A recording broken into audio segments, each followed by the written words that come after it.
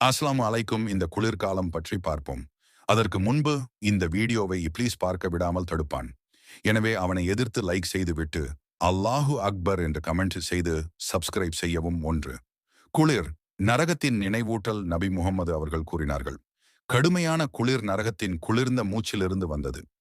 கடுமையான வெயில் நரகத்தின் சூடான மூச்சிலிருந்து வந்தது.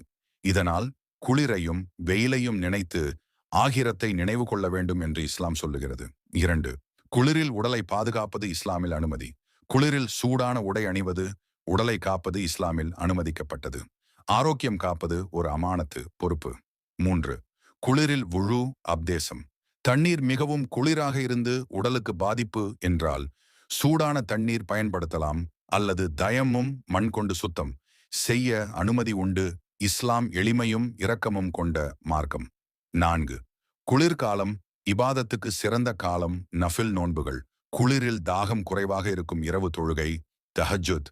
இரவு நீளமாக இருப்பதால் வசதி சஹாபாக்கள் குளிர்காலத்தை முஃபமினின் வசந்தம் என்று சொன்னார்கள். 5, ஏழைகள். தேவையுள்ளவர்களுக்கு உதவி. குளிர்காலத்தில் ஏழைகளுக்கு உடை, போர்வை, உணவு கொடுப்பது மிகப்பெரிய நன்மை. இது சதகாவும் அல்லாஹ்வின் பிரியமான செயலும். சுருக்கமாக, குளிர் அல்லாஹ்வின் அடையாளம். ஆகிரத்தை நினைவூட்டல், இபாதத்தை அதிகரிக்கும் வாய்ப்பு, இரக்கமும் உதவியும் காட்டும் நேரம்.